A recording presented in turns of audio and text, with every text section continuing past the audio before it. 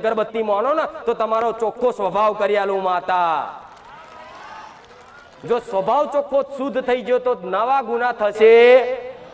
જેનો સ્વભાવ ચીડિયો હોય, જેનો સ્વભાવ ખરાબ હોય, એને ડગલે ને પગલે ગુના થાય. નોકરી પર, ધંધા પર, બાજુવાળા પર, બાજુવાળી જોડે, સગા સંબંધીઓ જોડે ગમે તેના સ્વભાવના કારણે એને કોઈને આત્માને ઠેસ પહોંચે, કોઈને એમની કવેણથી, કોઈને એમની વાણીથી, કોઈ એમના વર્તનથી સામેવાળાને દુઃખ લાગે, બરાબર. પણ તમારો સ્વભાવ શુદ્ધ થઈ જાય તો તમને તમારથી કોઈ તકલીફ પડશે તો કોઈ નવા દેવદૂત ઉભા થશે, કોઈને હાકા ઉભા થશે.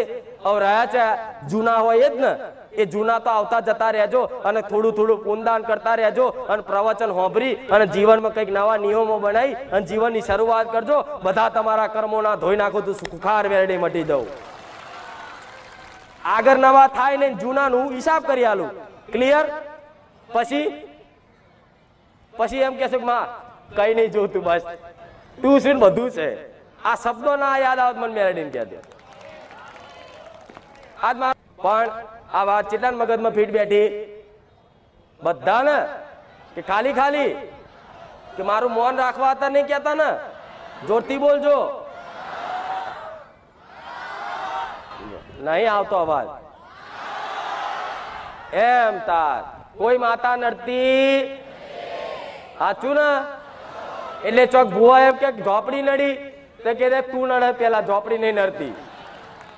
શું કહેવાનું? કોઈ નડતું. તમારા પૂર્વજો એમને નડતા. હવે રહી વાત પિતૃ પૂર્વજની, માતાજી તમે બતાવો છો તારો પૂર્વજ નડ્યો, તારી શિકોતર નડી તો એ કેમ નડે? કહું વાપરવું છે તો થોડું પ્રવચન લાંબુ થશે, કોઈ વાત. એ તો બેસે મોનતા વાળા હતા, આપણે શું. તમે કે પૂર્વજ શિકોતર ને બધું બતાવો છો તો એ કેમ બતાવો છો? તો તમારા પિતૃ પૂર્વજ તમારા ઘરમાં કોઈ મૃત્યુ પામેલા છે એ પણ તમને કારણ વગર નડતા નથી. કેમ કારણ વગર નડતા નથી? તમે કોઈ જો એનો એ મરી ગયા પછી ભલે તમે એને બેહાડો નહીં, એને યાદ ના કરો, કશું જ નહીં, પણ આજના મનુષ્ય શું છે, થોડું દુઃખ પડે એટલે ભુવા જોડ જાય અને ભુવો એવું કે આ તમારા પૂર્વજ છે ને એને હરાઈ દો, એને વારણ કરી અને જઈને નદીમાં પધરાઈ દો. તારે નારિયેળ મેલાવડાવે, પૂર્વજને જમાડે અને પૂર્વજને નાખી દે ચો નદીમાં. તારે પૂર્વજ નડે, નકર કોઈ પૂર્વજે નડે. તમે એના હાથે કરીને છંછેડ્યો. કોઈ શિકોતર માતા હોય, આત્મહત્યા કરેલી કોઈ બઈ હોય, કોઈ હરગીન મરી ગયેલી હોય કે કોઈ કમ હોતે મરી ગયેલી, કોઈ નાની ઉંમરે મરી ગયેલી હોય, એ પણ એમને નડતી નથી. પણ તમે આ ભુવા જોડ જાઓ અને ભુવાઓ જોડ જઈ અને ઘરમાં વારણ કારણ કરાવો. ભુવાને શું દેખાય? હરી કોઈક ચૂડેલ છે, પણ એને એવી ખબર ના પડે કે આ ઘરની જ ચૂડેલ છે, એ ક્યાં બહારની છે. જેવું શિકોતર નું નામ શું કહેવાય? બીજું ચૂડેલ. શું કહેવાય? ચૂડેલ. બેહાડો એટલે પેઢીની કરીને બેહાડો એટલે શિકોતર. કોઈ પણ બઈ મરી જઈ હોય નાની ઉંમરે કમ હોતે એને શિકોતર કહેવાય, પણ એની બીજી ભાષામાં એને ચૂડેલ કે. રખડતી હોય તો ચૂડેલ કે, ઘરની હોય તો એને શિકોતર કે. તો પેલા ભુવો ચેક કરે ને તો કે ભાઈ કોઈ ચૂડેલ દેખાય છે કે એવું, તો શું કરશો? આને વારવું પડશે, તમારા ઘરમાં ચૂડેલનો વાસ છે કે. પણ ખરેખરમાં ચૂડેલ નહીં, એ તમારી ઘરની કોઈ શિકોતર જ આત્મહત્યા કરેલી રખડતી હોય, ફરતી હોય. પણ એ ભુવન ચૂડેલ તરીકે જોવો છું કે બહારનું છે ભાઈ, 4 રસ્તે ભરાઈ દો એટલે શું કરે? નારિયેળ લેશે અને કંકુ બંકુ જે વિધિ કરતા હોય એ રીતે આખા ઘરમાંથી બધા માથા ઉપરથી ચારેય બાજુથી ઉપર નીચેથી બધી જગ્યાએથી ફેરવા અને ફેરવીને શું કે હું આને નદીમાં પધરાઈ દઈશ કે 4 રસ્તે મૂકી આવીશ. આ એ શિકોતરને તમે વરાઈને 4 રસ્તે મૂકી આવી ને તારે નડવા ઊભી થઈ. હવે તને ના છોડું, અત્યાર સુધી નથી નડતી. હા શું ખોટું? અત્યાર સુધી તો નથી નડતી.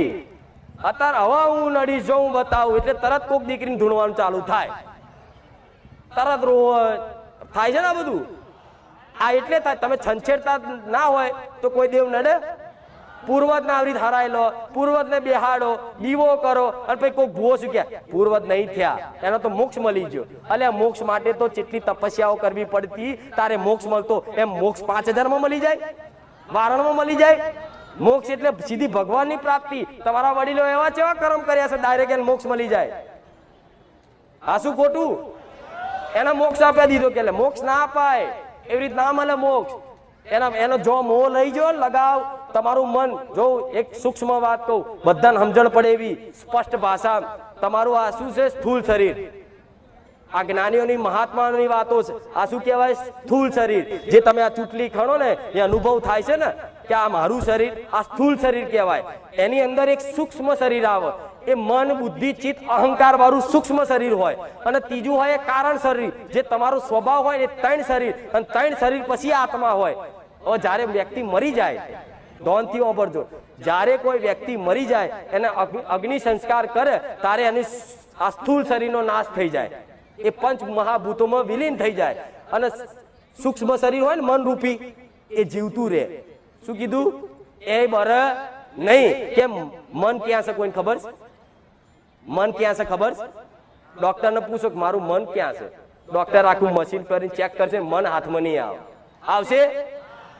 અહંકાર ક્યાં છે મારો ડોક્ટર આખું સ્કેન કરશે સીટી સ્કેન કરશે એનો અહંકાર હાથમાં આવશે કેમ આ બધી વસ્તુ સૂક્ષ્મ છે એ દેખાય નહીં એટલે આજની ટેકનોલોજીના હાથમાં આ વસ્તુ આવે નહીં કેમ કે એ સૂક્ષ્મ વસ્તુ છે હવે જ્યારે મનુષ્ય મરી જાય અને એના અગ્નિ સંસ્કાર આલે ને ત્યારે આના સ્થૂળ શરીરનો નાશ થઈ જાય જે અનુભવ કરો એનો નાશ થઈ જાય પણ અંદરનું સૂક્ષ્મ શરીર હોય ને એનું મન એ તો જીવતું જ રહે સમજા પડે હું કહું છું એ આ જે મન રૂપી શરીર હોય ને સૂક્ષ્મ શરીર એ તો જીવતું જ રહે એનો જો લગાવ હોય ને એની આત્મા ભેગો થઈ અને ઘરમાં લગાવ હોય તો ઘરમાં ફર્યા કરે દીકરા પ્રત્યે હોય તો દીકરાની આજુબાજુ ફર્યા કરે ગાડીમાં લગાવ હોય તો ગાડીમાં ફર્યા કરે ચમ એ સૂક્ષ્મ શરીર જીવતું રહ્યું હોય એટલે કંઈક ને કહેતા મારા દાદા દેખાયા એક ઝલક જ હોય છે હું માનું છું ભૂતય હોય બધું હોય બરોબર છે